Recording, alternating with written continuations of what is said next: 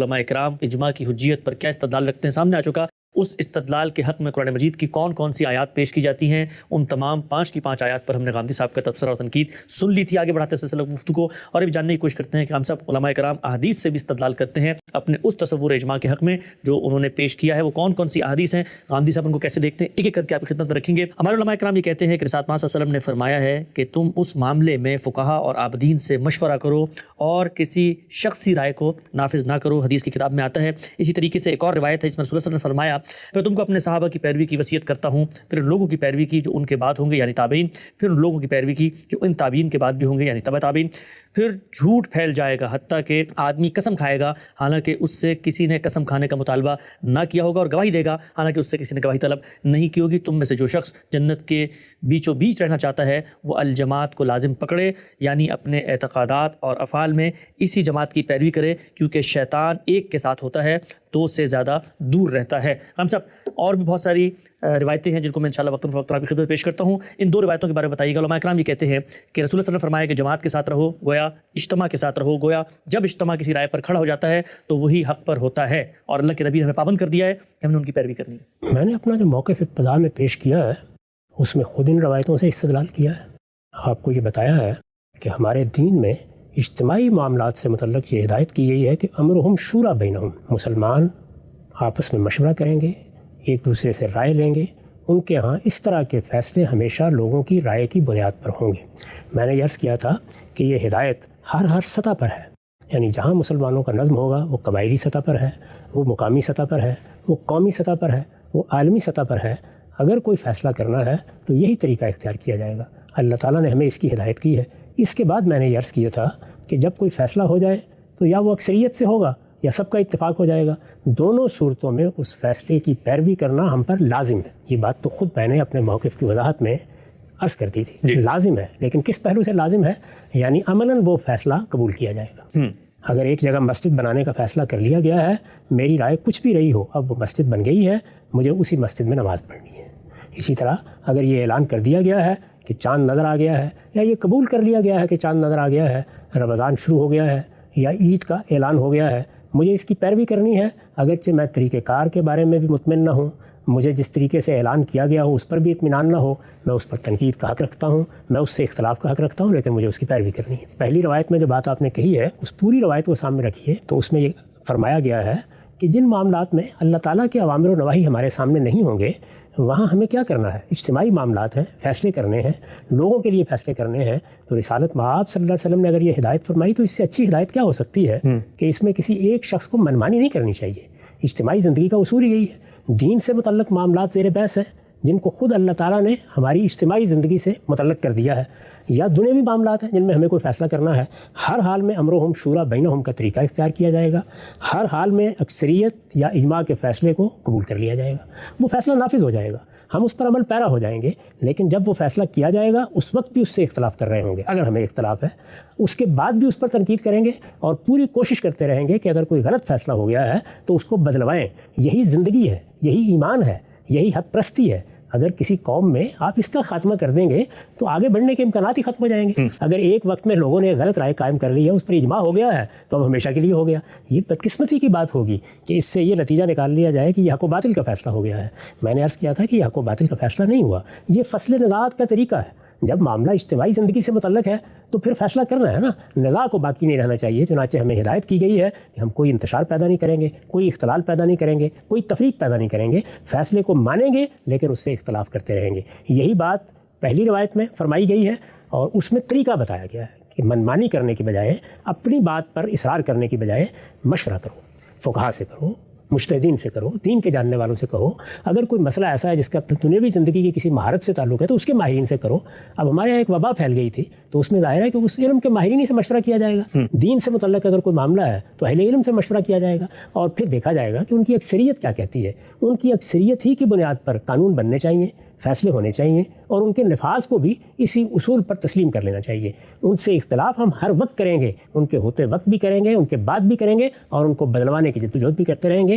دوسری روایت میں ہمیں جس چیز کی تاکید کی گئی ہے وہ نظم اجتماعی سے وابستہ رہنا ہے, یعنی عملاً کوئی اختلال, کوئی انتشار نہیں پیدا کرنا. اس میں کسی جگہ یہ بات نہیں کہی گئی کہ یہ حق ہو گیا ہے, اس کو ماننا ضروری ہو گیا ہے, اس پر ایمان لانا ضروری ہو گیا ہے, یہ اب تمہارے لیے دین بن گیا ہے. وہ رائے سراسر غلط ہو سکتی ہے. لوگوں کا اتفاق ہے, اور چونکہ معاملہ اجتماعی ہے اس لیے مجھے ان کے ساتھ رہنا ہے اور اپنا اختلاف بیان کرتے رہنا ہے. اس کی میں نے مثالیں دے دی تھیں کہ جمعہ پڑھنے کا معاملہ ہے, اسی طرح عیدین کا معاملہ ہے, اسی طرح چاند کے اعلان کا معاملہ ہے, اسی طرح مسلمانوں کے دوسرے مسائل ہیں جن کا تعلق ریاست سے ہے. یہاں تک کہ اگر کسی قانون کے اطلاق کا معاملہ ہے تو آخر سپریم کورٹ میں بھی ہم بیٹھے ہوئے ہوں گے, جو آخری عدالت ہمارے یہاں ہوتی ہے, تو وہاں کیا ہوگا؟ اختلاف رائے ہو جائے گا تو اکثریت کی رائے نافذ ہو جائے گی. لیکن وہ جو 3 یا 4 یا 5 جج اس سے اختلاف کر رہے ہوں گے, جو قاضی حضرات یہ کہہ رہے ہوں گے کہ یہ رائے ہمارے نزدیک ٹھیک نہیں ہے, ان کے لیے یہ اس وقت بھی کہنا درست تھا کہ ٹھیک نہیں ہے, اور بعد میں بھی ان کی رائے اسی طرح پیش کی جاتی رہے گی تاکہ اگلے زمانوں میں اگر کچھ لوگ اس پر نظر ثانی کرنا چاہیں تو ان کے سامنے استدلال موجود ہو, اور بعد میں آنے والے بھی ان پر تنقید کر کے بتاتے رہیں گے کہ یہاں غلطی ہوئی ہے,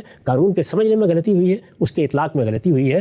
یہی وہ فرق ہے جس کو نہ سمجھنے سے یہ سارا مسئلہ پیدا ہوا ہے کہ اصل معاملہ نظم اجتماعی کی پیروی کا ہے تاکہ اختلال پیدا نہ ہو, نزاعت باقی نہ رہے. اصل معاملہ حق و باطل کا نہیں ہے. حق و باطل کا فیصلہ ہمیشہ استدلال کی بنیاد پر ہوتا ہے. وہاں یہ دیکھا جائے گا کہ علم و عقل کے مسلمات کیا کہتے ہیں, قرآن کیا کہتا ہے, اللہ کا پیغمبر کیا کہتا ہے. فیصلے کی بنیاد یہی ہوگی, بحث بھی اسی پر ہوگی, مجادلہ بھی اسی پر ہوگا. یہاں کوئی شخص کسی پر دھونس جما کے یہ نہیں کہہ سکتا کہ سب لوگوں نے ایک رائے قائم کر لی ہے تو تمہارے لیے اس کو ماننا ضروری ہے, عملاً تسلیم کرنا ضروری ہے. یہ بات عقل بھی کہتی ہے, علم بھی کہتا ہے, قرآن بھی کہتا ہے, پیغمبر بھی کہتا ہے. بالکل واضح ہو گیا. ہم سب ان 2 روایتوں پر آپ کا اصولی تبصرہ سامنے آیا, کچھ توضیحی, ضمنی, اطلاقی, تنقیدی سوالات آپ کی خدمت میں رکھتا ہوں. ہم سب جو پہلی روایت میں کہا گیا کہ فقہا اور عابدین سے جا کر مشورہ کرو, رائے طلب کرو, کسی شخصی رائے کے نفاذ اور منمانی پر زور نہ دو. آپ نے ایک بات فرمائی تھی کہ آپ کے تصور اجماع میں اور علماء کے تصور اجماع میں ایک بڑا جوہری فرق یہ ہے کہ فیصلہ کن کا نافذ ہوگا. آپ کے نزدیک وہ سیاسی قیادت ہے, وہ ملت کے زعماء ہیں, جبکہ روایت تو یہ کہہ رہی ہے کہ اگر تمہیں مسئلہ پیش آ رہا ہے تو فقہا کے پاس جاؤ. تو علماء اسی روایت سے استدلال کرتے ہیں کہ رسول اللہ صلی اللہ علیہ وسلم یہ تو نہیں کہہ رہے کہ جا کر نظم اجتماعی کے پاس جاؤ یا پارلیمنٹ کے پاس جاؤ. جو لوگ علم جانتے ہیں ان کے پاس جاؤ, وہ تو فقہا اور عابدین ہی ہیں, گویا انہی کا اجماع ہوگا تبھی تو فیصلہ کن ہوگا. یہاں کس کو ہدایت کی جا رہی ہے؟ وہ لوگ یہاں موضوع بحث ہیں یا ان لوگوں کو ہدایت کی جا رہی ہے جن کو کل نظم اجتماعی کو سنبھالنا ہے. اچھا, ان کو بتایا جا رہا ہے کہ تمہیں معاملات پیش آئیں گے. جیسے سیدنا معاذ سے رسول اللہ نے پوچھا کہ تم کیا کرو گے؟ انہوں نے کہا قرآن کی طرف رجوع کروں گا, سنت کی طرف رجوع کروں گا. اگر وہاں کوئی ہدایت نہیں ملے گی تو وہ لوگ مخاطب ہیں, ان سے یہ کہا جا رہا ہے کہ تمہیں کیا کرنا ہے. یہ تو میں آج بھی یہی کہوں گا کہ اگر ہمارے حکمرانوں کو کسی معاملے میں کوئی رائے قائم کرنی ہے اور وہاں دین کا کوئی معاملہ زیر بحث ہے, یہ تو معلوم ہے کہ ہمارے ہاں قانون کی بنیاد اللہ کی شریعت پر ہے, شریعت اس میں اصل حاکمیت رکھتی ہے, اس کے تحت معاملات کو دیکھا جاتا ہے. تو اس وجہ سے اگر کوئی زندگی کا معاملہ پیش آئے گا اور ہمیں یہ سمجھنا ہوگا کہ وہاں کوئی واضح امر یا نہیں تو موجود نہیں ہے, کیا شریعت کے احکام کے تحت کوئی رائے قائم کی جا سکتی ہے, تو کن کی طرف رجوع کریں گے؟ اہل علم کی طرف رجوع کریں گے, ان کی طرف رجوع کریں گے, ان کی رائے لیں گے, اس کو زیر بحث لائیں گے. لیکن فیصلہ کون کرے گا؟ فیصلہ مسلمانوں کے ارباب حل وقت کا کرنا ہے. آخری فیصلہ انہی کا ہونا ہے. انہیں یہ بتایا جا رہا ہے کہ تم لوگ مسلمانوں کا نظم سنبھال رہے ہو تو کہیں استبدادی طریقے نہ اختیار کر لینا کہ این جانب کی یہ رائے ہے, اس وجہ سے اسی کو سب مانے. اس میں تو در حقیقت حکمرانوں کو یہ بتایا جا رہا ہے کہ تم لوگوں کو کیا رویے اختیار کرنے چاہیے, کس طرح لوگوں سے مشورہ کرنا چاہیے. یہ وہی امرہم شورا بینہم کا حکم ہے. اور امرہم شورا بینہم کا حکم دیا جاتا ہے تو ظاہر ہے جس طرح کہ میں نے ابھی عرض کیا کہ معاملے کی نوعیت دیکھی جاتی ہے. اگر معاملہ سماجی نوعیت کا ہے تو اس کے ماہرین زیر بحث آئیں گے. اگر وہ کوئی شرعی معاملہ ہے تو اس میں دین کے ماہرین آئیں گے. اور میں نے اس کی مثال دے کے بتایا کہ اگر مثال کے طور پر ہمارے یہاں ایک وبا پھیل گئی ہے تو وہاں طبی ماہرین ہوں گے. تو یہاں یہ نہیں بتایا جا رہا کہ مشورہ صرف انہی سے کرنا ہے, نہیں, کچھ معاملات ہیں جن میں ان سے مشورہ کرنا ہے, کچھ معاملات ہیں جن میں کچھ دوسرے ماہرین سے مشورہ کیا جائے گا. اصل چیز کیا ہے؟ مشورہ. دین میں جو بات بھی کہی جائے یا کسی روایت میں بھی آئے اس کو امرہم شورا بینہم کے تحت رکھ کے دیکھا جاتا ہے, وہ اس کے اوپر حاکم نہیں ہو جایا کرتی. امرہم شورا بینہم اصول ہے, امرہم شورا بینہم میں طے کر دیا گیا ہے کہ طریقہ کیا ہے, اس کے تحت یہ بتایا جا رہا ہے کہ اگر دین سے متعلق کوئی معاملہ ہے تو فقہا سے, مجتہدین سے, علماء سے مشورہ کرنا چاہیے, اس میں کسی کو منمانی اختیار نہیں کرنی چاہیے. نقطہ بالکل واضح ہو گیا. اچھا, ہم سے جو دوسری روایت ہے جس میں بتایا گیا کہ خیر القرون قرنی ثم الذین یلونہم, اس میں تو ایک اور بات بھی علماء کہتے ہیں فرمائی گئی ہے کہ رسالت پاک صلی اللہ علیہ وسلم یہ بتا رہے ہیں کہ میرے زمانے کے بعد زمانہ جو آئے گا, اس کے بعد جو زمانہ آئے گا گا یہ ابتری کا ایک سفر ہے اور اس کے بعد جھوٹ پھیلے گا, اس کے بعد لوگ قسمیں کھائیں گے. اور پھر الجماعت کا ایک لفظ آتا ہے تو علماء اس کا ترجمہ کرتے ہیں مخصوص جماعت, الف لام آیا ہے تو ایک آرٹیکل ہے اس سے اسپیسیفائی کرتے ہیں. دونوں باتوں پہ ذرا تبصرہ فرمائیے گا کہ روایت تو ہمیں یہ بتا رہی ہے کہ رسالت صلی اللہ علیہ وسلم کے بعد اور پھر صحابہ کے بعد تو پھر جھوٹ اور گمراہی اور ضلالت اور زیغ پھیلے گی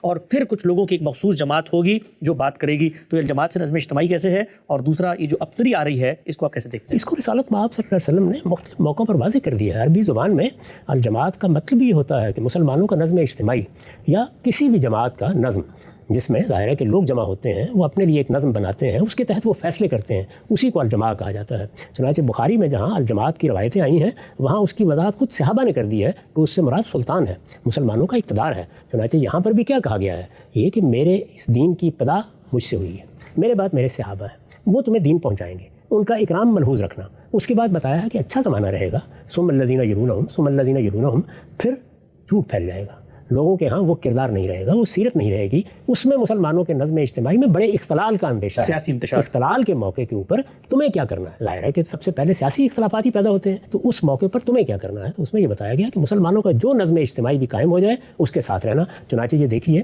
کہ اس معاملے میں تو صحابہ کرام نے گویا عملاً واضح کر دیا کہ اس کا مدعا کیا ہے اس حکم کا. جب مسلمانوں کے ہاں تمام انتشار ختم ہو گیا, آنا جنگی کا خاتمہ ہو گیا, اختلال کے خاتمے کے بعد سیدنا معاویہ کے ہاتھ پر بیعت کر لی گئی, تو اسے عام الجماع قرار دیا گیا. یعنی اب مسلمانوں کی تمام جماعتوں نے اپنے آپ کو ایک نظم سے وابستہ کرنے کا فیصلہ کر لیا, ایک نظم سے وابستہ رکھنے کا فیصلہ کر لیا ہے. عام الجماع یعنی الجماع کا سال. تو الجماع کا مطلب ہے کسی گروہ کسی جماعت نے اپنے اندر جو نظم قائم کیا ہے اس میں ظاہر ہے کہ اگر وہ نظم قائم کرے گی تو اپنی اپنی سطح کے لحاظ سے اس میں اقتدار بھی کسی کے پاس ہوگا. قبائلی نظم میں اقتدار کی نوعیت اور ہوتی ہے, آج کی ریاست میں اور ہوتی ہے, بادشاہتوں میں اور ہوتی ہے. تو اس کے لیے سلطان کا لفظ استعمال کر کے حدیث ہی میں اس کی وضاحت کر دی گئی ہے. اور وہاں پر ایک روایت میں یہ بیان کیا کہ خرج من الجماع, اور دوسری میں اسی روایت کو اس طرح بیان کیا ہے خرج من السلطان. اس میں ہمارے زمانے میں لوگوں کو بڑی غلطی لگی. الجماع یا التزام جماعت کا مطلب ہے, اور اس پر میں تفصیل سے ابتدا میں گفتگو کر چکا ہوں کہ مسلمانوں کا جو نظم اجتماعی بھی قائم ہوگا, جس سطح پر قائم ہوگا, آج وہ 50 ملکوں میں الگ الگ قائم ہے, 50 سے زیادہ ملکوں میں.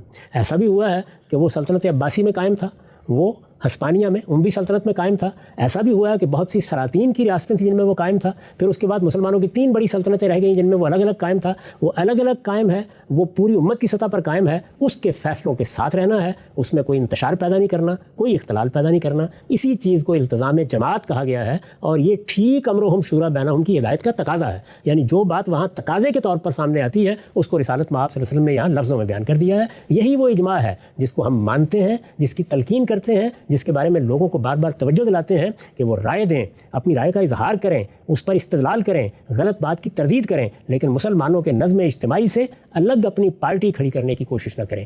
ہر حال میں اس کے ساتھ رہیں. جو فیصلے اجتماعی سطح پر کر دیے جائیں, خواہ وہ دینی امور سے متعلق ہیں, جو دنیوی امور سے متعلق ہیں, ان کو عملاً مانیں اور عملاً مانتے ہوئے ان کی غلطی واضح کرتے ہیں. نقطہ بالکل واضح ہو گیا. یہ دونوں روایات جس کو علماء کرام بالعموم فہم کے اجماع کے باب میں حق و باطل کے فیصلے کی تائید میں پیش کرتے ہیں, غامدی صاحب نے ان کا تجزیہ کیا, اور جو تصور اجماع غامدی صاحب کا ہے, غامدی صاحب کے مطابق یہ دونوں روایتیں اسی مضمون, اسی مدعا اور اسی موضوع سے متعلق ہیں. امرہم شورا بینہم, اکثریت کا فیصلہ نافذ العمل ہوگا اور اسی کو مانا جائے گا. مزید 2 روایتیں غامدی صاحب اسی موضوع سے متعلق بیان کی جاتی ہیں. اس میں آپ نے کہا التزام جماعت میں پڑھ دیتا ہوں. ارشاد فرمایا رسول اللہ صلی اللہ علیہ وسلم کی نسبت سے آتا ہے حدیث کی مختلف کتابوں میں کہ 3 خصلتیں ایسی ہیں کہ ان کی موجودگی میں کسی مسلمان کا دل خیالت نہیں کرتا. عمل میں اللہ کے لیے اخلاص, مسلمانوں کی خیرخواہی اور جماعت مسلمین کی اتباع, کیونکہ ان کی دعا پیچھے سے ان کا احاطہ کیے ہوئے ہوتی ہے. اسی طریقے سے غامدی صاحب ایک اور بڑی مشہور روایت ہے, کہا جاتا ہے کہ ید اللہ علی الجماع, اللہ کا ہاتھ جماعت پر ہے, یعنی جماعت المسلمین پر ہے, اور پھر وعیدیں بھی بس اس میں سنائی جاتی ہیں کہ اس سے الگ نہ ہو. ان 2 روایات کو آپ کیسے دیکھتے ہیں جس میں ساتھ میں تلقین فرمائی؟ اسی طرح اس کی میں نے وضاحت کر دی ہے. یعنی اس میں کیا شک ہے کہ اگر مسلمان جماعت کے ساتھ رہیں گے تو اللہ کا ہاتھ بھی ان کے ساتھ ہوگا. اللہ کے ہاتھ ہونے کا مطلب یہ ہے کہ تم لوگوں کی ہوا نہیں اکھڑے گی, لوگ تمہارے مقابلے میں سرکش نہیں ہوں گے, تمہاری جمعیت میں کوئی افتراق نہیں پیدا کیا جا سکے گا. کیونکہ جس وقت آپ قومی سطح پر معاملات کر رہے ہوتے ہیں تو وہاں سب سے زیادہ ضرورت اس کی ہوتی ہے کہ سیاسی استحکام قائم رہے. سب سے زیادہ ضرورت اس کی ہوتی ہے کہ کوئی افتراق ایسا پیدا نہ ہو جائے جس کے نتیجے میں جمعیت ہی بکھر کر رہ جائے. اس طرح کا کوئی اختلال پیدا نہ ہو جائے کہ مسلمانوں کی قوت کے طور پر باقی نہ رہے. ان کو اپنے اندر بھی نظم قائم رکھنا ہے اور دنیا کے سامنے بھی اپنے نظم کی بنیاد پر کوئی بات کہنی ہے یا کوئی اقدام کرنا ہے. اس میں جہاد و قتال کے معاملات بھی ہو سکتے ہیں. ایسے سب موقعوں کے اوپر اصل چیز کیا ہے؟ مسلمانوں کی وحدت. وہ وحدت کیسے قائم رہتی ہے؟ وہ اس طرح قائم نہیں رہتی کہ میں اپنے دماغ کو گرو رکھوں, میں کسی چیز کی غلطی کو سامنے نہ لاؤں، نہیں، غلطی کو سامنے لاتے ہوئے میں مسلمانوں کے نظم کے ساتھ رہوں، اسی کو التزام جماعت کہا گیا۔ وہی مضمون رسالت میں آپ صلی اللہ علیہ وسلم نے دوسرے طریقے سے ادا کر دیا ہے اور یہ بتا دیا ہے کہ اگر تم اپنے نظم اجتماعی کو قائم رکھو گے تو اللہ کی تائید تمہیں حاصل ہوگی، اللہ تعالیٰ تمہارے ساتھ کرم نوازی کا رویہ اختیار کریں گے، جس کو قرآن مجید نے بیان کیا ہے ایک مقام کے اوپر کہ اگر تم آپس میں تفریق پیدا کرو گے تو تمہاری ہوا اکھڑ جائے گی۔ تو مسلمانوں کو اپنے نظم کو بھی قائم رکھنا ہے، اس میں استحکام کو بھی قائم رکھنا ہے اور اپنی اجتماعی ذمہ داریوں کو بھی ایک جان ہو کر ادا کرنا ہے، جہاد کرنا ہے، قتال کرنا ہے، معاملات کرنے ہیں۔ ظاہر ہے ان سب کے لیے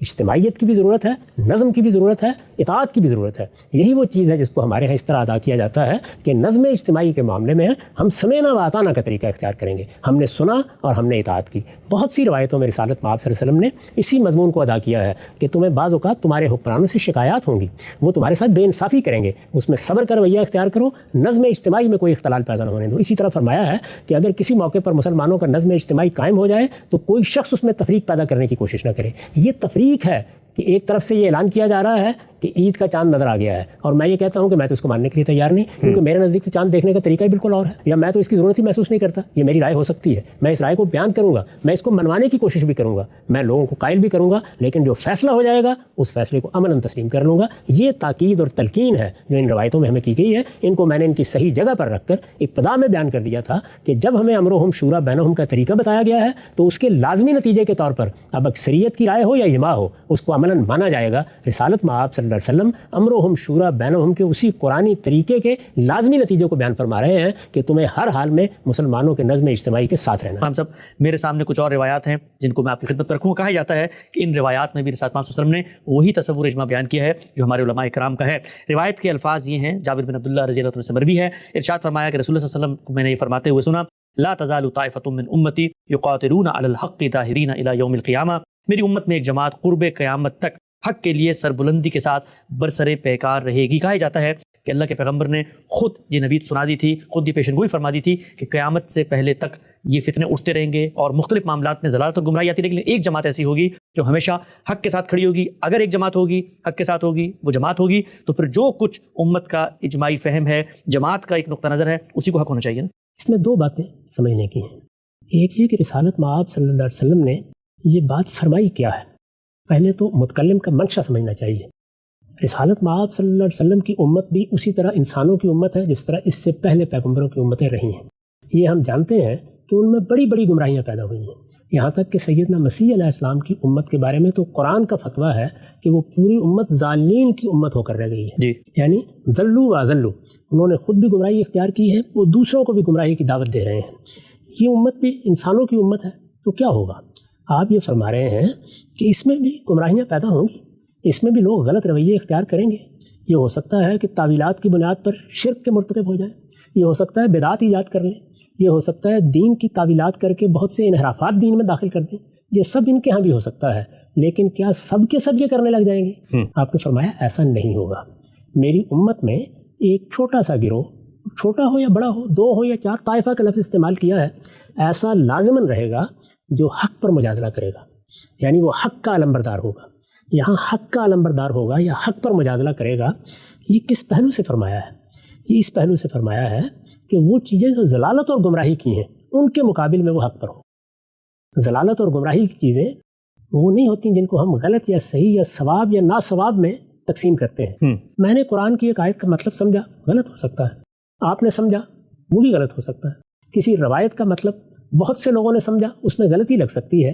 یہ سب چیزیں خطا کے ذیل میں رکھی جاتی ہیں، اس میں ثواب و ناثواب کی بحث ہوتی ہے۔ حق کا لفظ جب ہم استعمال کرتے ہیں تو وہ ضلالت کے مقابلے میں یا باطل کے مقابلے میں استعمال کرتے ہیں۔ میں نے ابھی مثالیں دی آپ کو کہ ضلالت کی چیزیں یا وہ چیزیں جنہیں باطل کہا جا سکے وہ کیا ہوتی ہیں۔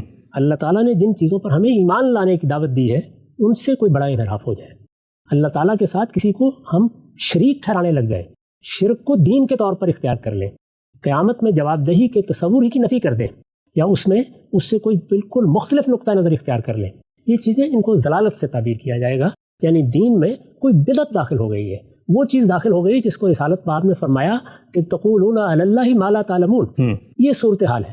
اسی طرح کا معاملہ شرک کی مختلف صورتوں کا ہے، ایمانیات کے ذیل میں بھی یہ چیزیں ہو سکتی ہیں۔ تو ضلالت کی چیزوں کے مقابلے میں فرمایا ہے کہ وہ کوئی گمراہی دیکھیں گے تو اس کے مقابل میں حق پیش کریں گے، اس گمراہی کی حق پر تردید کریں گے۔ یہ بالکل ایسی بات ہے، مدرسوں میں آپ نے دیکھا ہوگا کہ ہم یہ پڑھتے اور پڑھاتے ہیں کہ ہمارے تمام ائمہ حق ہیں، جی یہ کہتے ہیں نا، بالکل، امام ابو حنیفہ ہیں، امام شافعی ہیں، امام مالک ہیں، امام احمد بن حنبل ہیں، ان میں سے کسی کو امام باطل نہیں کہا جاتا، یہ سب ائمہ حق ہے، لیکن کیا ان کی ہر بات درست ہے؟ نہیں، کوئی بھی یہ نہیں کہتا۔ خود اختلاف ہو رہا ہوتا ہے، اختلاف ہو رہا ہوتا ہے، ترجیح دی جا رہی ہوتی ہے، تقلید کی جا رہی ہوتی ہے، ثواب و ناثواب کا فتویٰ دیا جا رہا ہوتا ہے۔ ہمارے ہاں احناف کے مدارس میں امام شافعی کی اکثر آراء کی تردید ہو رہی ہوتی ہے، اسی طرح سے امام بخاری ہیں، ظاہر ہے کہ وہ محدثین کے ائمہ میں سے ہیں، ان کی بہت سی آراء پر نقد ہو رہا ہوتا ہے، لیکن نہ کبھی امام شافعی کے بارے میں یہ خیال ہوتا ہے کہ وہ کوئی امام باطل ہے، نہ امام بخاری کے بارے میں کوئی شخص کہنے کی جسارت کرتا ہے۔ تو حق پر ہونے کا کیا مطلب ہوتا ہے یہاں؟ یعنی ایک طرف ہم یہ بیان کر رہے ہوتے ہیں کہ امام شافعی کی یہ رائے صحیح نہیں ہے، یا امام ابو حنیفہ کی یہ رائے صحیح نہیں ہے، یا امام بخاری کا یہ اجتہاد صحیح نہیں ہے، یا انہوں نے اس روایت سے جو مدعا سمجھا ہے وہ درست نہیں ہے، ایک طرف ہم یہ کہہ رہے ہوتے ہیں، اور دوسری طرف اس کے ساتھ ہی یہ اعلان کر رہے ہوتے ہیں کہ یہ سب ائمہ حق ہیں۔ تو ان دو باتوں میں کیا تعلق ہے؟ کیا یہ کوئی متضاد بیان ہے؟ نہیں، یہ بالکل درست ہے۔ ہم ان کو ائمہ حق کہتے ہیں تو اسی معنی میں کہتے ہیں کہ انہوں نے کوئی بدعت اختیار نہیں کی، کوئی ضلالت اختیار نہیں کی، ان سب کا ماخذ ایک ہے، اور وہ یہ کہ اللہ کی کتاب کو سمجھنا ہے، اللہ کے پیغمبر کی بات لینی ہے۔ یہ بالکل درست جگہ پر کھڑے ہیں، ان کا منہاج یا ان کی میتھوڈولوجی بالکل صحیح ہے۔ اب اس کے بعد اسی منہاج کی روح سے کوئی رائے قائم کرتے ہیں، اس میں غلطی بھی ہو سکتی ہے اور صحت بھی ہو سکتی ہے، جس طرح کہ امام شافعی نے بیان کیا کہ میں اپنی رائے کو درست کہتا ہوں لیکن اس میں غلطی کا امکان تسلیم کرتا ہوں، اپنے مخالف کی رائے کو غلط کہتا ہوں لیکن اس میں صحت کا امکان تسلیم کرتا ہوں۔ یہ جو جگہ ہے یہ تو انسانی زندگی کا لازمی تقاضا ہے۔ انسان کو اللہ نے بنایا ہی ایسے ہے کہ وہ چیزوں کو سمجھنے میں غلطی کر جاتا ہے، لیکن چیزوں کو سمجھنے میں غلطی کرنا ایک اور چیز ہے، اور کسی ضلالت کو، کسی گمراہی کو اختیار کر لینا ایک بالکل اور چیز ہے۔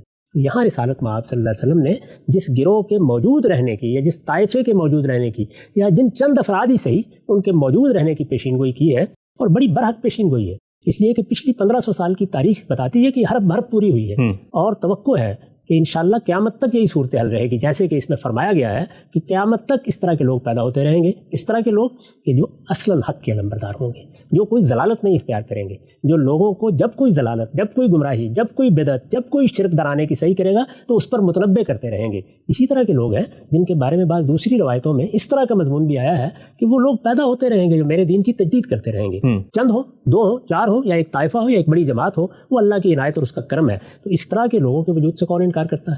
اور یہ سارے لوگ بھی فرض کر لیجئے موجود ہوں تو کیا اس کے بعد یہ ضمانت دی جا سکتی ہے کہ جن چیزوں پر عموماً اجماع کا اعلان کیا جاتا ہے ان میں یہ بھی شامل ہو گئے تھے؟ بارہا ایسا ہوتا ہے کہ ایک چیز کو لوگ اختیار کر لیتے ہیں، اس کا شیوع ہو جاتا ہے، اور پھر کوئی اہل حق میں سے اٹھتا ہے اور اس پر تنقید کرتا ہے۔ اس کی مثال کے طور پر امام ابن تیمیہ کی شخصیت کو دیکھ لیجیے، یعنی ان سے پہلے کتنی چیزیں ہیں جن کے بارے میں عمومی اتفاق تھا، بلکہ عمومی رجحان اتفاق کا تھا۔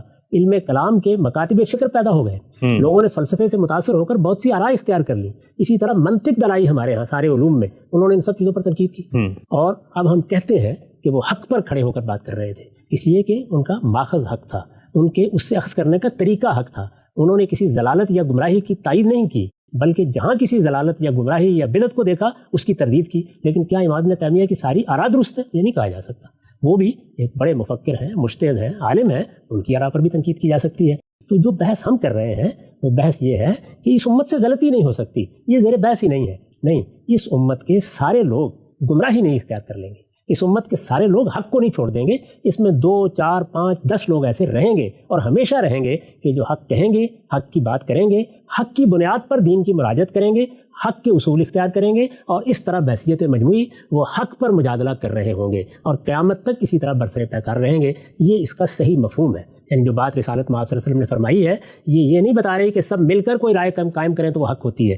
یہ کہہ رہے ہیں کہ سب مل کر بھی کوئی رائے قائم کریں تو 1-2 لوگ ایسے ضرور رہیں گے جو اس غلطی پر ان کو متنبع کرتے رہیں گے، یا اس باطل کے مقابلے میں حق کی شہادت دیتے رہیں گے، یا اس ضلالت کے مقابلے میں صحیح بات کی طرف توجہ دلاتے رہیں گے۔ یہ مدعا ہے، اس کو جس طریقے سے ہمارے یہاں لوگوں نے سمجھا ہے اور جس طرح کا استدلال کیا ہے اس پر بس اظہار تعجب بھی کیا جا سکتا ہے۔ ٹھیک ہے، نقطہ آپ نے بڑی خوبی سے واضح کیا۔ اچھا، ایک چیز ذہن میں آتی ہے کہ حق پر قائم رہنے والی اگر کوئی جماعت، کوئی طائفہ سب سے پہلے تھا تو وہ تو صحابہ کرام کا، اس کے خود رسالت مآب صلی اللہ علیہ وسلم کی وہ جماعت جس نے دین کو بے کم و کاست آگے پہنچا دیا، اللہ تعالیٰ ان کی گواہی دے رہا ہے رضی اللہ عنہم ورضوا عنہ۔ اور ہم بھی یہ کہتے ہیں صحابہ کلہم عدول، لیکن سب کے باوجود ہم یہ دیکھتے ہیں کہ صحابہ کرام کی جماعت میں علمی معاملات میں، مثال کے طور پہ بھئی یہ جو اسراء و معراج کا واقعہ ہے وہ رویا تھا یا حقیقت میں ہوا تھا یا عذاب قبر، ان سب معاملات میں اختلاف ہو رہے ہیں، صحابہ کرام آراء اپنا رہے ہیں، لیکن اس سب کے باوجود اللہ تعالیٰ نے ان کے بارے میں جو کہا ہے کہ بھئی یہ حق پہ کھڑی ہوئی جماعت ہے۔ یہ وہی بات ہے جو میں پہلے بھی عرض کر چکا کہ جب خیر امت کہا جاتا ہے، جب یہ کہا جاتا ہے کہ یہ وہ لوگ ہیں جن سے اللہ راضی ہو گیا ہے، تو یہ ان کے مجموعی رویے پر تبصرہ ہوتا ہے۔ یعنی یہ وہ جماعت ہے جنہوں نے بحیثیت جماعت کوئی گمراہی نہیں اختیار کر لی، بلکہ حق کو نہ صرف یہ کہ اپنی منزل قرار دیا ہے، اپنا نصب العین قرار دیا ہے، اسی کو ہدف بنا کر زندگی بسر کی ہے، اسی کی شہادت دی ہے اور اسی کو لوگوں کے سامنے پیش کیا ہے۔ یہ مطلب ہوتا ہے اس کا۔ انہوں نے کوئی رائے قائم کی، اس رائے میں غلطی ہو سکتی ہے، ایک آدمی ایک رائے قائم کرتا ہے، دوسرا اس پر اس کو توجہ دلا سکتا ہے۔ خلفائے راشدین کے ہاں آراء کا اختلاف موجود ہے، صحابہ کے ہاں اختلاف آراء موجود ہے، روایتوں کو سمجھنے میں، قرآن کی آیات کو سمجھنے میں ان کو توجہ دلائی جا رہی ہے۔ سیدہ عائشہ ام المومنین کی تنقیدات دیکھ لیجئے، سیدنا علی نے بعض موقعوں پر توجہ دلائی ہے، اسی طرح بہت سے صحابہ ہیں جو ایک دوسرے پر تنقید کر رہے ہیں۔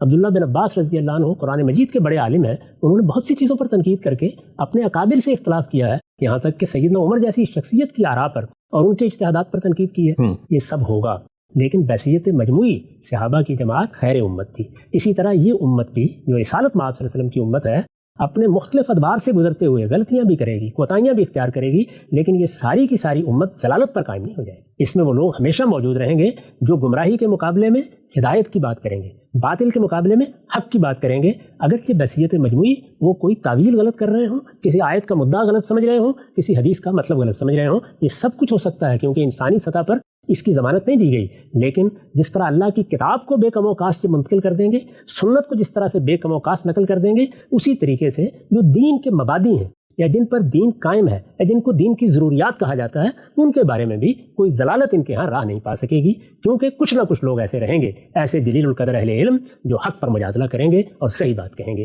یہ بڑی غیر معمولی بات ہے، اللہ کی بڑی نعمت ہے، اس پر اللہ کا شکر ادا کرنا چاہیے، اور 15 صدیوں کی تاریخ اس کی شہادت دے رہی ہے کہ اسی طرح ہوا ہے، لیکن اس کو اس کے صحیح مفہوم میں لینا چاہیے، نہ کہ اس معنی میں جس معنی میں ہمارے علماء نے لے لی۔ ٹھیک، ہاں سر، دو ضمنی پہلو اسی روایت سے متعلق یہاں پر آئے، یقاتلون فی الحق، یعنی کہ وہ لڑیں گے حق کے لیے۔ آپ نے جو بات بیان کی کہ وہ برسر پیکار رہیں گے یا مجادلہ کریں گے، یہ یقاتلون کے لفظ سے مفہوم کیسے نکلتا ہے؟ اور جو طائفہ کا لفظ ہے، یہ کیا لازماً کسی بڑی جماعت کے لیے آتا ہے یا یہ کسی قلیل گروہ کے لیے بھی آ سکتا ہے؟ یہ قلیل سے قلیل گروہ کے لیے بھی آ جاتا ہے۔ خود قرآن مجید میں دیکھیے جہاں پر یہ کہا ہے کہ کچھ لوگ نکلنے چاہیے جو دین کا علم حاصل کریں، اس میں تفقہ پیدا کریں، وہاں پہ بھی لفظ استعمال ہوا ہے، لولا نفر من کل فرقۃ منہم طائفہ، وہاں بھی یہ لفظ استعمال ہوا۔ تو یہ تو چند لوگوں کے لیے بھی استعمال ہو سکتا ہے، چند لوگ ایسے پیدا ہو جائیں گے، چند لوگ ایسے ہمیشہ رہیں گے، وہ زیادہ تعداد میں ہوں گے۔ یعنی طائفہ کا لفظ جو ہے وہ ایک جماعت یا ایک گروہ کے لیے بولا جاتا ہے، جس طرح اردو زبان میں ہم چند افراد کے لیے بھی اس کو بول لیتے ہیں اور ایک بڑے گروہ کے لیے بھی بول لیتے ہیں۔ تو یہ ساری صورتوں کا احاطہ کرتا ہے۔ یہ جو لفظ استعمال ہوا ہے مقاتلہ یا یقاتلون علی الحق، تو یہ دونوں پہلوؤں سے استعمال ہو جاتا ہے۔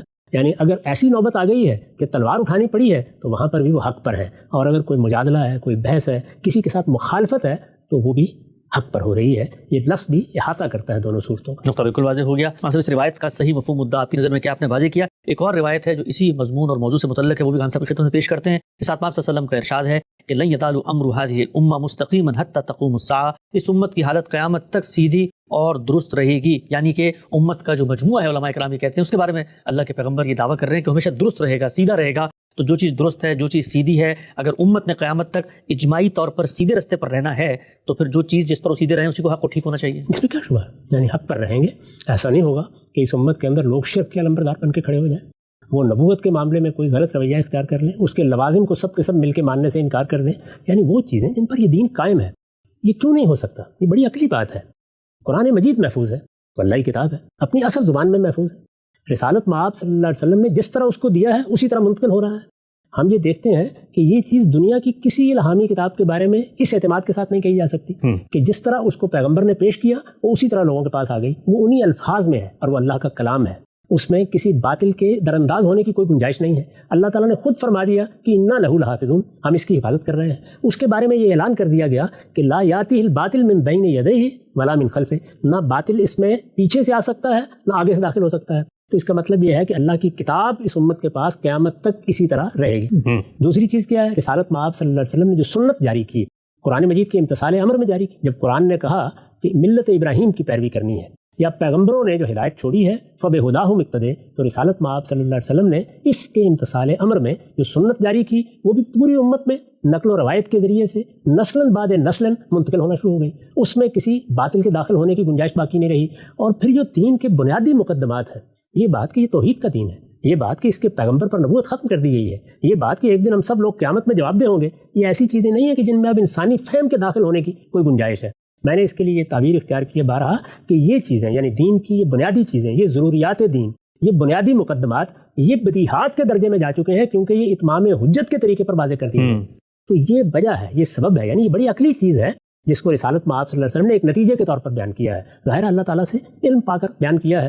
تو اس میں جو بات بیان کی گئی ہے، جو بات فرمائی گئی ہے وہ یہ ہے کہ بصیرت مجموعی امت کبھی ضلالت پر نہیں چلی جائے گی۔ یعنی جس طریقے سے اگر مقابلے میں رکھ کے دیکھیں تو رسالت مآب صلی اللہ علیہ وسلم سے پہلے کی امت یعنی مسیحی ضلالت اور گمراہی میں چلے گئے، شرک کو دین ان کے لیے ضالین کا لفظ قرآن نے استعمال کیا ہے۔ تو وہاں کیا ہوا ہے؟ وہاں یہ ہے کہ دین اپنی بنیاد میں ختم ہو گیا، یعنی شرک جیسی چیز علانیہ اختیار کر لی گئی۔ رسالت مآب صلی اللہ علیہ وسلم سے پہلے بھی کم و بیش 500 سال گزر چکے ہیں، شرک کو دین کے طور پر اختیار کر لیا گیا۔ پھر یہی نہیں، شریعت منسوخ ہو گئی، پھر یہ کہ کفارے کا طریقہ ایجاد کر کے آخرت کو بھی کم و بیش باطل کر دیا گیا، یہ صورتحال پیدا ہوئی۔ یہ ہیں ضلالت اور گمراہی کی مثالیں، ان میں سے کوئی چیز اس امت میں نہیں آئے گی، یہ بالکل صحیح ہے، اور جب صحیح ہے تو پھر استقامتی پر ہوگی، یعنی بحثیت مجموعی امت کی حیثیت سے اس کے اندر چونکہ اہل حق موجود رہیں گے، قرآن محفوظ رہے گا، سنت جاری رہے گی، اس وجہ سے اختلافات ہوں گے، آراء میں مجادلہ بھی ہوتا رہے گا، فرقے بھی بن جائیں گے، گروہ بھی بن جائیں گے، مدارس فکر بھی ہوں گے، لیکن اگر مجموعی حیثیت سے دیکھیں تو دین اپنی اصل کے ساتھ قائم رہے گا۔ یہی استقامت ہے، اس کو حضور نے بیان کیا، وہی مضمون ہے، یعنی وہ کیسے ہوگا اس کو وہاں بیان کر دیا۔ کیسے ہوگا؟ یعنی ایک ایسا گروہ موجود رہے گا ہمیشہ جو قرآن سے تمسک کرے گا، جو اللہ کی کتاب کی بنیاد پر بات کرے گا، جو کسی ضلالت اور گمراہی کو برداشت نہیں کرے گا، جو اس پر مجادلے کے لیے ہر وقت تیار رہے گا۔ یہ بتایا کہ یہ ہوگا کیسے، اور یہاں یہ بتایا کہ نتیجہ کیا نکلے گا۔ تو ایک ہی بات ہے جس کو دو پہلوؤں سے رسالت مآب صلی اللہ علیہ وسلم نے بیان فرمایا۔ تو بالکل واضح ہو گیا، وہ ایک طائفہ رہے گا، حق کی دعوت دے گا، لیکن اس میں یہ کہیں زیر بحث نہیں ہے کہ وہ کسی علمی فکری تحقیقی موضوع پر تبادلہ خیال کرتے ہوئے کسی رائے تک پہنچے گا، تو اس رائے میں غلطی کا امکان نہیں ہے۔ اچھا، ہم سے بھی جو دوسری روایت میں آپ نے بڑی دلچسپ بات فرمائی کہ یہ جو نظریات ہیں، مبادی ہیں دین کے، وہ ایک امت کا اجتماعی حافظہ بن چکے ہیں، ایک مشترکہ فہم، اس میں کوئی قدغن کوئی نقب نہیں لگائی جا سکتی۔ تو اس بات کی تائید میں ہم یہ بھی دیکھتے ہیں کہ اس وقت بھی امت میں بہت سارے ایسے فرقے ہیں جو حقیقتاً ضلالت اور گمراہی پر کھڑے ہوئے ہیں، لیکن ان سے بھی جب گفتگو کرتے ہیں تو وہ ان مقدمات کے بارے میں، جیسے توحید ہے، جیسے ختم نبوت ہے، تعویل کر رہے ہوتے ہیں۔ یہ کہنے کی کوئی شرم نہیں ہوتا کہ جی اسلام تو دعوت ہی شرک کی دیتا ہے، یا اسلام تو کہتا ہی ہے کہ رسول اللہ صلی اللہ علیہ وسلم کا پیغمبر آتے ہی رہیں گے، وہاں پر بھی وہ اصل نظریات کو مان کر کچھ نہ کچھ تعویلات کر رہے ہوتے ہیں۔ بالکل ایسے ہی ہے، یہی وجہ ہے کہ میرے جیسا ایک طالب علم بھی جب اس عزم کے ساتھ کھڑا ہو گیا کہ مجھے پورے دین کو دوبارہ دیکھنا ہے، ایک ایک چیز کا جائزہ لینا ہے، یہ دیکھنا ہے کہ اس امت میں کیا باتیں مانی جا رہی ہیں، تو مجھے یہ بتائیے کہ کوئی ایک چیز بھی آپ ایسی بتا سکتے ہیں جو اس نوعیت کی تھی اور اس پہ مجھے اختلاف کرنے کی ضرورت پڑ نہیں، بالکل صحیح، یعنی وہ سب چیزیں ویسی کی ویسی ہیں۔ ایمانیات کیا ہیں ان کے بارے میں کسی عالم سے پوچھ لیجیے، وہی چیزیں بیان کی ہیں، وہ چیزیں جن کو عبادات کے طور پر جاری کر دیا گیا ہے، جو اس امت کی علامت بن گئی ہیں، جن کو رسالت مآب صلی اللہ علیہ وسلم نے الاسلام کہا تھا، ان میں بھی کوئی ادنیٰ درجے کا اختلاف موجود نہیں ہے۔ یعنی ساری سنت بالکل متفق علیہ ہے، ایمانیات بالکل متفق علیہ ہیں، بلکہ اگر یہ کہا جائے کہ وہ چیزیں جن کے لیے ہمیں جواب دہ ہونا ہے آخرت میں، ان میں سرے سے کوئی اختلاف ہی نہیں ہے۔ یہی چیز ہے جس کو مختلف روایتوں میں رسالت مآب صلی اللہ علیہ وسلم نے بیان فرمایا ہے۔ یہ آپ کی پیشین گوئیاں بھی ہیں اور اس طرح دلیل نبوت بن گئی ہیں، اور ہمارے لیے اطمینان بھی ہے کہ اس امت میں یہ اہتمام رہے گا، لیکن اس کا جو مطلب نکالا جا رہا ہے اس پر کیا تبصرہ کیا جا سکتا ہے؟ وہ تو بالکل مارو گھٹنا پھوٹے آنکھ کی علامت بن گیا ہے۔ یعنی بات کوئی ہے، وہ کسی اور پہلو سے کہی جا رہی ہے، اس کا مدعا بڑا غیر معمولی ہے، اس میں متکلم نے جو کچھ فرمایا ہے اس میں ہمارے لیے بڑی بصیرت ہے، لیکن ہم نے اس کا مطلب یہ نکال لیا کہ اب ہم سب مل کے اگر کوئی رائے قائم کریں گے تو اس میں غلطی نہیں ہو سکتی۔ یہ نہ ان روایتوں کا موضوع ہے، نہ ان آیات کا موضوع تھا، نہ یہ بات کوئی کہنے کی جسارت کر سکتا ہے۔ سب باتیں جتنی بھی بیان ہوئی ہیں، خواہ وہ آیتوں میں تھیں یا حدیثوں میں تھیں، وہ اگر کسی چیز کو واضح کرتی ہیں تو اس کو واضح کرتی ہیں کہ اس امت میں ایسے لوگ موجود رہیں گے جس سے حق کی شہادت قائم ہوتی رہے گی، یا اس کو واضح کرتی ہیں کہ ہر حال میں لوگوں کو اجتماعی فیصلوں کے ساتھ رہنا چاہیے تاکہ کوئی اختلال پیدا نہ ہو۔ بالکل واضح ہوگا۔ ہم سب آخری چھوٹا سا ایک سوال تبصرہ کر کے ہم خاتمے کی طرف بڑھیں گے۔ یہ بتائیے گا کہ اللہ تعالیٰ کی ظاہری بات ایک سنت ہے، لوگوں کو ارادہ اختیار عقل و شعور دیا، دنیا میں بھیجا، پیغمبروں کی روایت آئی، لوگوں نے اختلاف کیا اور بغی کا رویہ بھی اپنا لیا۔ قرآن مجید میں پچھلی امتوں کا جہاں ذکر آتا ہے وہاں تو بار بار کہا جاتا ہے قلیل ما تشکرون، خود رسول اللہ صلی اللہ علیہ وسلم کو بھی کہا گیا کہ کم ہی لوگ ہیں جو شکر ادا کریں گے۔ تو یہ جو پورا کا پورا ایک فلسفہ برآمد کیا جاتا ہے کہ یہ جماعت بھی اتنی بڑی تعداد میں ہونی چاہیے، یہ ہوگی، ہمیں تو جو ماضی کی روایت ہے، اس تاریخ کا جو قصہ ہے، وہ تو کچھ اور سبق دے رہا ہے کہ ہمیشہ کم لوگ ہوتے ہیں جو اس درجے پہ پہنچ جاتے ہیں۔ بالکل ایسا ہی، یہ دیکھیے آپ قرآن مجید نے اہل کتاب پر بھی تبصرہ کیا ہے، اور اس میں یہ کہا کہ لیسوا سوا، سارے اہل کتاب گمراہ نہیں ہو گئے، ان میں بھی ایسے لوگ ہیں، بعض اوقات ان کی آواز سامنے نہیں آتی، وہ ایک قلیل گروہ ہو کے رہ جاتے ہیں، کوئی ان کو سننے کے لیے تیار نہیں ہوتا. لیکن ہمارے ہاں اللہ کا یہ کرم ہے کہ ایسا نہیں ہوا. یعنی وہ لوگ جو حق کی شہادت دیتے ہیں، یا جس کو یہاں پر مقاتلہ علی الحق کہا گیا ہے، جب وہ اس مجادلے پر آ جاتے ہیں تو وہ غالب رہتے ہیں. یہ بیان کیا گیا اس میں. یعنی وہ غلبہ کس نوعیت کا ہوتا ہے؟ وہ غلبہ اس نوعیت کا ہوتا ہے کہ استدلال میں ان کی برتری ہر صاحب عقل پر واضح ہو. سبحان اللہ. اچھا، یہ دیکھ لیجیے آپ پوری مسلمانوں کی تاریخ میں دیکھیں گے کہ ایسے لوگ جب بھی کبھی بات کرتے ہیں تو ان کے مقابلے میں جم غفیر ہوگا، ان کے مقابلے میں روایتی علم ہوگا، ان کے مقابلے میں معلوم نہیں کیا کیا چیزیں ہوں گی، لیکن ان کی بات آہستہ آہستہ لوگوں سے منوانا شروع کر دیتی ہے کہ یہ کھڑے حق پر ہے. ان کی رائے میں غلطی ہو سکتی ہے، یہ کسی چیز کی تعبیر میں غلطی کر سکتے ہیں، لیکن یہ جس جگہ سے بات کر رہے ہیں وہ جگہ ضلالت اور گمراہی کی جگہ نہیں. ایک بڑی مشہور روایت ہے، کہا جاتا ہے کہ انس رضی اللہ تعالیٰ عنہ سے مروی، ساتھ ماسا صلی اللہ علیہ وسلم نے فرمایا ان امتی لا تجتمع علی الضلالہ فاذا رأیتم اختلافا فعلیکم بالسواد الاعظم. ارشاد فرمایا میری امت کسی گمراہی پر متفق نہیں ہوگی، پس جب تم لوگوں میں اختلاف دیکھو تو سواد اعظم کو پکڑ لو، یعنی ان کی اتباع کرو. اس روایت کے بارے میں محدثین کا اتفاق ہے کہ یہ ایک ضعیف روایت ہے، اور جو حکم اس کے بارے میں بیان کیا جاتا ہے وہ یہ کہ اسناد فیہ متہم بالوضع، یعنی اس کے اندر ایسے لوگ موجود ہیں اس کی سند میں، اس کو نیریٹ کرنے والی کی جو چین ہے، جن کے بارے میں یہ اتفاق ہے محدثین کا کہ یہ روایت انہوں نے خود گڑھی ہے اور آگے بیان کر دی ہے. تو اس روایت سے تو ہم سب اگرچہ استدلال نہیں کیا سکتا، لیکن اسی مضمون سے ملتی جلتی ایک اور روایت ہے جس میں اجماع کے اسی ثبوت کی بات کی جاتی ہے. وہ روایت کیا میں پڑھ دیتا ہوں. ان اللہ لا یجمع امتی او قال امت محمد علی الضلالہ وید اللہ علی الجماع ومن شذ شذ الی النار. ارشاد فرمایا اللہ میری امت کو کسی گمراہی پر متفق نہیں کرے گا، اور اللہ کا ہاتھ جماعت المسلمین پر ہے، جو الگ رستہ اختیار کرے گا جہنم کی طرف جائے گا. اس روایت کے بھی بعض حصوں کے بارے میں محدثین کا اتفاق ہے کہ وہ ثابت نہیں ہوتی، لیکن جو حصہ صحیح روایات میں بھی مروی ہے اور الگ سے بھی آتا ہے وہ یہ ہے کہ لا یجمع امتی علی الضلالہ، میری امت کبھی بھی ضلالت پر جمع نہیں ہوگی. اسی حصے کو غام صاحب اگر ہم مان لیں جو صحیح روایات میں الگ سے بھی آئے، باقی روایت سند کی بنیاد پہ ختم ہو جاتی ہیں، تو کیا فرماتے ہیں یہ روایت بھی تو علماء کا مقدمہ ثابت کر رہی ہے نا کہ جب جمع غفیر ایک چیز پر جمع ہو جائے تو اللہ کے پیغمبر کہہ رہے ہیں وہ ضلالت نہیں ہو سکتی، ان کی رائے غلط نہیں ہو سکتی. اس میں وہی بات فرمائی گئی ہے جو اس سے پہلے ہم ایک روایت میں دیکھ چکے ہیں. وہ بات اس روایت میں مثبت اسلوب میں آئی ہے، اس پہ ہم بات کر چکے ہیں کہ میری امت میں ایک طائفہ ہمیشہ ایسا رہے گا جو حق پر قائم ہوگا اور وہ حق کے لیے برسرے پیکار ہوگا. اسی بات کو الٹ کر جب آپ منفی اسلوب میں بیان کریں گے تو یہ نتیجہ نکل آئے گا کہ میری امت میں جب ہر دور میں ایسے لوگ موجود رہیں گے جو حق پر ہوں گے، حق کی بات کریں گے، حق کے لیے برسرے پیکار رہیں گے، تو لازمی نتیجے کے طور پر یہ امت کبھی کسی گمراہی پر جمع نہیں. اچھا، میں نے وہاں پر یہ بتایا تھا کہ حق سے کیا مراد ہے. حق سے یہ مراد نہیں ہے کہ وہ کوئی غلطی نہیں کریں گے، ان سے کسی خطا کا صدور نہیں ہوگا. یہ ایک مجموعی تبصرہ ہے کہ وہ ایمان کے معاملے میں، اللہ کے ساتھ تعلق کے معاملے میں، دین کے ماخذ سے استفادے کے معاملے میں صحیح جگہ پر کھڑے ہوں گے. جیسے کہ ہم اپنے تمام ائمہ کے بارے میں یا اس امت کے جلیل القدر علماء کے بارے میں یہی رائے رکھتے ہیں. اس کے ہرگز یہ معنی نہیں ہوتے کہ وہ کوئی غلطی نہیں کریں گے، ان کے اجتہاد میں کوئی غلطی نہیں ہوگی، ان کے فہم میں کوئی غلطی نہیں ہوگی، ان کی تفہیم و تبیین میں کوئی غلطی نہیں ہوگی.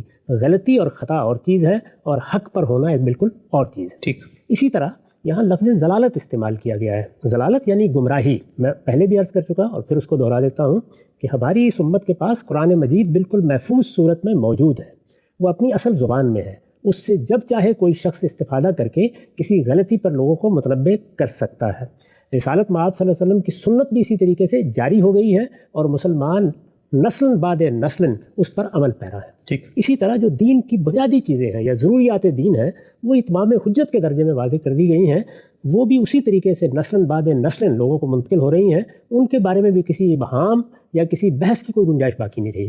اس کا لازمی نتیجہ یہی ہے، یہی ہونا چاہیے. اسی کو سامنے رکھ کر رسالت پاک صلی اللہ علیہ وسلم نے یہ پیشین گوئی فرمائی ہے. اس سے وہ مطلب کیسے نکل آیا کہ جب لوگ جمع ہوں گے، کسی چیز پر غور کریں گے، کسی آیت کو سمجھنا چاہیں گے، کسی روایت کو سمجھنا چاہیں گے تو ان سے غلطی نہیں ہو سکتی.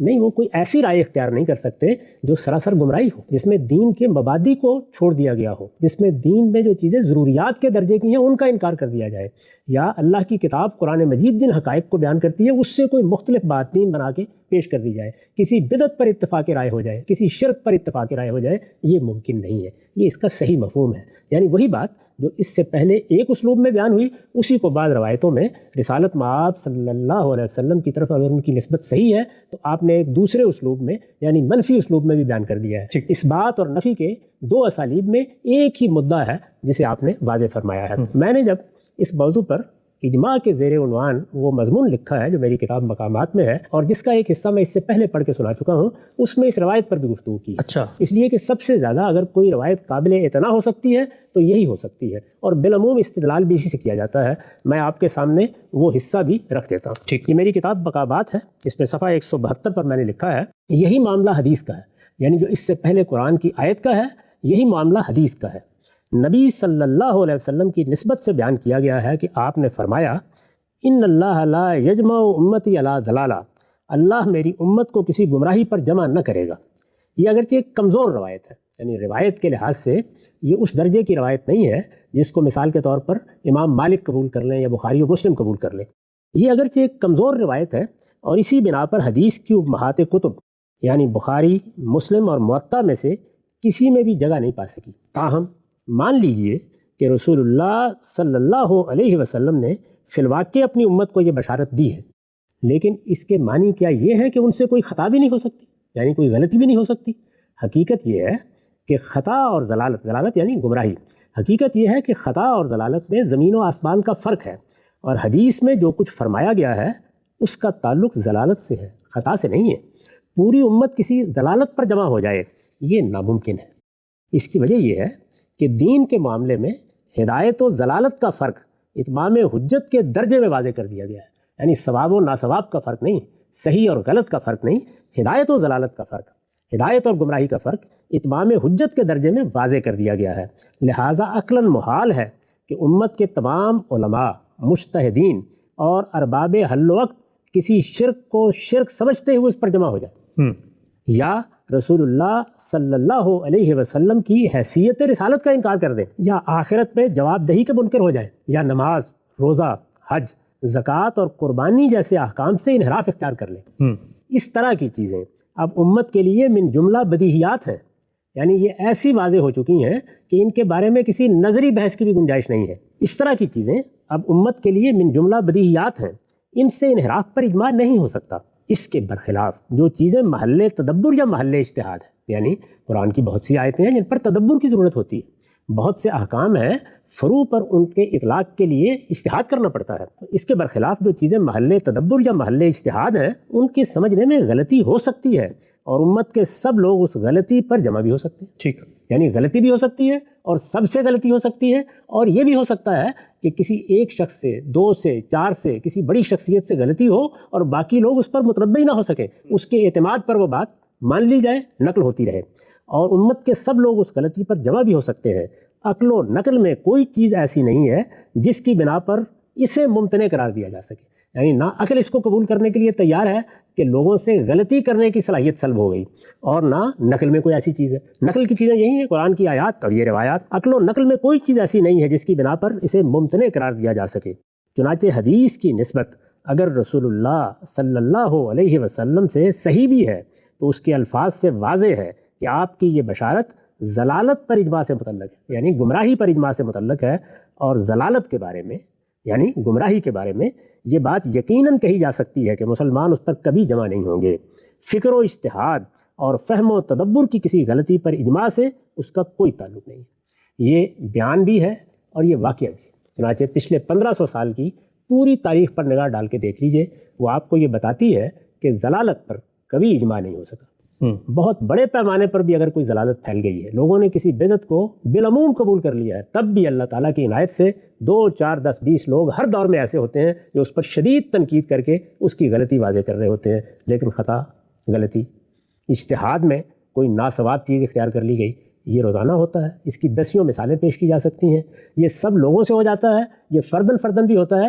اس کی نفی تو صحابہ کرام سے بھی نہیں کی جا سکتی۔ ان کی پوری جماعت نے جو اجتہادات کیے ہیں ان میں سے بھی بعض کے بارے میں واضح کیا جا سکتا ہے کہ اس میں غلطی ہوئی۔ نقطہ بالکل واضح ہو گیا ہم سب اس روایت کا صحیح مفہوم، صحیح مدعا، صحیح محل کیا ہے، اور جو کوئی ارشاد پاک صلی اللہ علیہ وسلم کے دیگر ارشادات ہیں ان کی روشنی میں یہ روایت بھی وہی بات بیان کر رہی ہے جو اس سے پہلے زیر بحث آئی۔ ایک ہم سب کنکلوڈنگ ریمارک اس روایت کے حوالے سے قرآن مجید میں بالکل ابتدا میں اللہ تعالیٰ نے کہا ہے کہ تم لوگ ان میں سے مت ہو جانا کہ جو لوگ ضالین ہو گئے۔ یہی لفظ ہے جن لوگوں نے ضلالت کو بطور گمراہی کے اپنا لیا اور پوری کی پوری جماعت ہی اس چکر میں اللہ کی راہ سے بالکل راندہ درگاہ ہو گئی۔ تو جو جماعت مقابل میں موجود ہے اور ہم مسلمان موجود ہیں، ان کا اگر ہم تقابل کر کے دیکھیں تو وہاں پر نظر آتا ہے کہ پوری امت جو ہے وہ دین میں شرک کو لے آئی ہے، نسخ شریعت کو لے آئی ہے، کفارے کو لے آئی ہے۔ اس کے مقابلے میں مسلمان امت میں بھی اختلافات ہیں، یہاں تک کہ ضلالت اور انحراف بھی ہے، لیکن پوری امت اس پر متفق ہو گئی ہے، ایسا نہیں ہوتا۔ ایسا کبھی نہیں ہو سکتا۔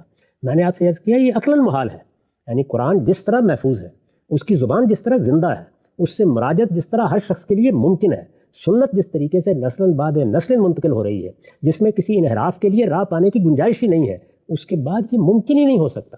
اور پھر میں یہ بھی مزید عرض کر دوں کہ جو بنیادی مقدمات ہیں یا مبادی ہیں جن پر دین قائم ہے، وہ سب کے سب بھی بالکل اسی طریقے سے منتقل ہو گئے ہیں، یعنی وہ اس طرح نقل ہوئے ہیں کہ ان کے بارے میں بھی بحث کی گنجائش ختم ہو گئی ہے۔ اس وجہ سے ہماری امت میں یہ قیامت تک نہیں ہو سکتا، نہیں ہوگا۔ رسالت مآب صلی اللہ علیہ وسلم نے اسی کی جانب توجہ دلائی ہے، ایک پیشین گوئی فرمائی ہے، مختلف الفاظ میں فرمائی ہے، اور اس سے مدعا یہی ہے کہ مطمئن رہو، میری امت میں ایسے لوگ پیدا ہوتے رہیں گے جو کسی ضلالت پر پوری امت کو اس کی اجتماعی حیثیت میں قائم نہیں ہونے دیں گے۔ اس پر اللہ کا شکر ادا کرنا چاہیے، لیکن اس سے جو مطلب نکالا جا رہا ہے وہ نہ ان الفاظ کا مطلب ہے، نہ متکلم کے پیش نظر ہے، یہ اپنا ایک مدعا گویا متکلم کے منہ میں ڈالنے کے مترادف ہے۔ وہ خطا کے بارے میں یہ بات نہیں کر رہا، بحثیت مجموعی اس امت کا دین کے بارے میں کیا رویہ ہوگا اور دین کے مبادی اور دین کے اصول پر یہ کس طرح قائم رہے گی اس کو بیان کرتا ہے۔ بالکل واضح ہو گیا، خطا اور ضلالت دو بالکل الگ الگ چیزیں ہیں۔ روایت کے اندر جو چیز زیر بحث ہے اس کا اجماع کی اس بحث سے سرے سے کوئی تعلق ہی نہیں ہے۔ ہم سب قرآن مجید کی آیات زیر بحث آئیں، اسی طریقے سے روایات ہم نے آپ کی خدمت پیش کی۔ آخر میں ایک بہت ہی بڑی اور زوردار عقلی دلیل جو اس پورے تصور کے حق میں پیش کی جاتی ہے آپ کی خدمت میں رکھوں گا، اور میں چاہوں گا کہ اس پوری بحث کو سمیٹتے ہوئے، خلاصہ کرتے ہوئے اس سوال کا بھی جواب دیں۔ کہا جاتا ہے کہ جب رسالت مآب صلی اللہ علیہ وسلم نے اجتماعی معاملات میں ارباب حل عقد اور نظم اجتماعی کی پیروی کی ہدایت کی ہے تو عقل یہ کہتی ہے کہ جس وقت اتنی بڑی تعداد افراد کی بیٹھے گی، کسی مسئلے پر غور کرے گی، وہ دیکھے گی ان تمام معاملات کو، اگر قرآن میں آیا تو لفظ کو دیکھے گی، اس کے معنی کو دیکھے گی، سیاق کو دیکھے گی، ہر چیز پر جس طرح انفرادی سطح پہ غور ہوتا ہے اس سے کئی ہزار گنا زیادہ غور و فکر ہوگا۔ تو یہ کیوں نہیں کہا جا سکتا کہ اللہ کے پیغمبر نے جب ہمیں کہا کہ زیادہ تعداد کے جماعت کے فیصلے پر عمل درآمد کرو تو لازماً جو بات جماعت کہہ رہی ہے وہ ٹھیک بھی ہوگی، اس لیے کہ اتنی بڑی تعداد ہے لوگوں کی جنہوں نے غور کیا۔ اور آپ خود بھی ایک بات فرماتے ہیں کہ اتنی بڑی تعداد جب کسی چیز کو نقل کرتی ہے تو ان کا جھوٹ پر جمع ہونا محال ہوتا ہے۔ یہاں پر اگر وہ غور و فکر کرتی ہے، آپ ہی کو اصول مستعار لے لیا جائے تو عقل تو یہ کہتی ہے کہ اتنے سارے لوگ بیٹھے ہیں، کوئی غلطی کر رہا ہوگا تو دوسرا اس کو بتا دے گا، یہ سب کے سب مل کے کیسے غلط ہو سکتے ہیں؟ پہلی بات اس میں یہ سمجھ لینی چاہیے کہ نقل بالکل اور چیز ہے اور فہم بالکل اور چیز ہے۔ نقل میں تو کسی نے غور و خوض نہیں کرنا ہوتا، ایک چیز دیکھ لی، ایک چیز مل گئی، وہ اپنی آخری صورت میں سامنے آ گئی ہے، اب لوگ اس کو بیان کر رہے ہیں۔ چنانچہ ایک جم غفیر یہ بیان کر رہا ہے کہ پاکستان بنانے کی تحریک میں قیادت محمد علی جناح کے پاس تھی جی، اس میں کوئی فہم کا سوال نہیں ہے، اس میں کسی چیز کے سمجھنے اور سمجھانے کا سوال نہیں ہے، یہاں ایک واقعہ ہے جو دیکھا گیا ہے اس کو آگے نقل کیا جا رہا ہے۔ ٹھیک، قرآن مجید پورا کا پورا لوگوں کو یاد کرا دیا گیا ہے، صحابہ کرام نے اس کو یاد کر لیا، اس کو لکھوا دیا گیا۔ اب کسی چیز کو سمجھنے کا عمل نہیں کرنا، اس وقت بھی آپ دیکھتے ہیں تو حفاظ اسے نقل کر رہے ہوتے ہیں جی، لیکن وہ سمجھے بغیر نقل کر رہے ہوتے ہیں۔ بالکل ٹھیک، بلکہ عام تجربہ یہ ہے کہ اگر کہیں سمجھنے کی طرف توجہ ہو جائے تو نقل میں غلطی ہو جاتی ہے، یعنی اس کو اسی طرح یاد کیا جاتا ہے کہ لفظ ہیں وہ ہمیں یاد ہو گئے، اسی طریقے سے ہم نے ان کو بیان کر دیا۔ کتنے اشعار ہیں جو اسی طریقے سے نقل ہوتے رہتے ہیں، لیکن ان کا مدعا یا ان کا فہم بیان کیا جائے تو ایک کے بعد دوسری غلطی ہوتی چلی جاتی ہے۔ تو اس وجہ سے نقل کے ساتھ تو اس طرح کی کسی چیز کو مماثل قرار دینا ہی نہیں چاہیے۔ نقل میں تو اس میں کوئی شبہ ہی نہیں ہے کہ جب بہت بڑی تعداد کسی چیز کو نقل کرتی ہے اور مختلف جگہوں پر نقل کرتی ہے، مختلف مقامات پر نقل کرتی ہے، تو میں بھی مانتا ہوں، ہر صاحب عقل مانے گا، دنیا بھر میں مانا جاتا ہے کہ پھر اس میں غلطی کا امکان ختم ہو جاتا ہے۔ لیکن جب کسی چیز کو آپ سمجھنے بیٹھے ہیں تو یہ تو بات بالکل درست ہے کہ اگر ایک آدمی سمجھنے بیٹھا ہے، 2 بیٹھے ہیں، 10 بیٹھے ہیں یا 10,000 سمجھنے کی کوشش کر رہے ہیں تو غلطی کا امکان کم ہو جائے گا جی، لیکن یہ کہ پھر غلطی ہو ہی نہیں سکتی، اس کے کوئی شواہد انسانی تجربے میں موجود نہیں ہے۔ یعنی اس کے بالکل برعکس صورتیں موجود ہیں کہ دنیا کے کروڑوں لوگوں نے کسی چیز کو سمجھنے میں غلطی کھائی اور وہ پھر کھاتے ہی چلے جا رہے ہیں۔ اپنے مقابل میں کھڑی امت کو دیکھ لیجئے جس کو خود پروردگار عالم نے ضالین قرار دیا ہے، یعنی مسیحی حضرات۔ سینٹ پال نے ایک چیز کو سمجھنے میں غلطی کھائی، ایک شخص نے، اور اس غلطی کو ایسا شیوع ہوا ہے کہ اس کے بعد بڑے بڑے اولیاء ان میں پیدا ہوئے ہیں، ان کے کہنے کے مطابق علماء پیدا ہوئے ہیں، بڑے بڑے ماہرین دینیات پیدا ہوئے ہیں، ماہرین الہیات پیدا ہوئے ہیں، لیکن وہ غلطی ہے کہ نسلاً بعد نسل منتقل ہو رہی ہے، اور قرآن مجید نے بھی کم و بیش 500 سال کی تاریخ پر تبصرہ کر کے بتا دیا کہ ان میں کیا غلطی موجود ہے۔ تو اس وجہ سے یہ بات تو کسی طرح بھی قابل لحاظ نہیں ہو سکتی کہ لوگ غلطی نہیں کریں گے، نہیں، اس کا زیادہ امکان ہے کہ وہ غلطی نہیں کریں گے. یہ بات ہمیشہ ہم بھی ملحوظ رکھتے ہیں. چنانچہ ہمارے سامنے جب کوئی بات آتی ہے اور زیادہ علماء نے، بہت بڑی تعداد میں مفسرین نے، متکلمین نے، فقہاء نے وہ رائے قائم کی ہو، تو 1000 مرتبہ دیکھتے ہیں اور سوچنے کے لیے تیار ہو جاتے ہیں کہ اس میں صحت ہوگی. اس کا جائزہ لیتے ہیں، اس کے دلائل کا جائزہ لیتے ہیں، کس کس پہلو سے یہ بات ہوئی ہے. بہت سے اسباب اس کے بعد متعین ہو کر سامنے آ جاتے ہیں، جس سے معلوم ہوتا ہے کہ غلطی کیسے ہوتی چلی گئی. یعنی کوئی ایسا مقدمہ ہے جس مقدمے کو بنیادی مان لیا گیا ہے، اب اس کے بعد اس سے نکلنا مشکل ہو گیا. اس کی اتنی مثالیں موجود ہیں کہ اگر صرف اس موضوع پر گفتگو کی جائے تو یہ گفتگو کئی نشستوں پر مکمل نہیں ہوگی کہ کس طرح سے بڑی غلطی پر لوگ متنبع نہیں ہوتے. آپ ارسطو کا بنایا ہوا جہان دیکھیے. یہ معلوم ہے کہ کیتھولک چرچ نے ارسطو کو اپنا لیا تھا، اور اس طرح اپنا لیا تھا کہ گویا دین کی تعبیر کا وہ بھی ایک حصہ بن گیا تھا. دانتے نے جب ڈیوائن کامیڈی لکھی تو اس میں اس نے ارسطو کو سب کے درمیان میں بیٹھے ہوئے دکھایا، گویا شاہ نشین پر وہی بیٹھا ہوا ہے. یہ صورتحال تھی. لیکن اس سب کے باوجود یہ دیکھیے آپ کے کیسی کیسی غلطیاں تھیں جس پر لوگ نہ صرف یہ کہ اجماع کیے رہے، بلکہ جب اس کے مقابل میں حقائق پیش کیے گئے تو وہ لوگوں کو مارنے کے لیے دوڑ نکلے.